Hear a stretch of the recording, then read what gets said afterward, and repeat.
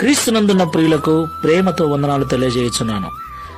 ఈరోజు దేవుడు మనకు చేస్తున్న వాగ్దానం ఏమిటనగా, కీర్తనల గ్రంథము 75వ కీర్తన 6-7 వచనాలు. తూర్పు నుండి అయినను, పడమటి నుండి అయినను, అరణ్యము నుండి అయినను హెచ్చు కలగదు. దేవుడే తీర్పు తీర్చువాడు.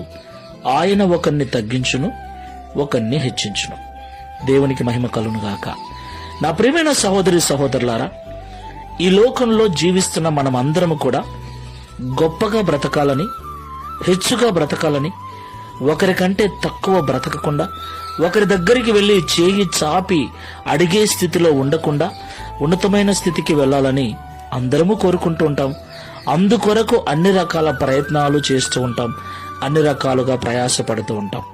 అయితే మనం ఎన్ని ప్రయత్నాలు చేసినా, ఎంత ప్రయాసపడినా మనము హెచ్చుగా జీవించాలి, గొప్పగా జీవించాలి, ఉన్నతమైన స్థితికి వెళ్ళాలి అంటే అది దేవుని వలననే సాధ్యం. ఆయనే ఒకరిని తగ్గించును, ఆయనే ఒకరిని హెచ్చించును. దేవునికి మహిమ కలుగునుగాక.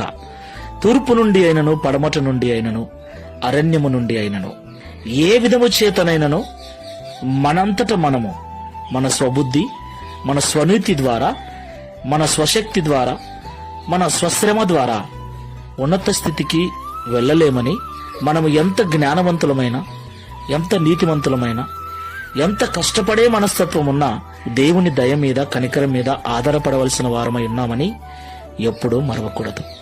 కాబట్టి మాటలు వింటున్న ప్రియ సహోదరి సహోదరులారా, దేవుడు మనల్ని హెచ్చించినట్లు తగ్గింపు జీవితము కలిగి దేవుని దయా కనికరం మీద ఆధారపడి జీవిద్దాం. ప్రార్థన చేసుకుందాం. మహోన్నతుడైన తండ్రి, మహిమ కలిగిన యేసయ్య, మీకు స్తోత్రాలు. అవును తండ్రి, పెంటకు Download ShareChat.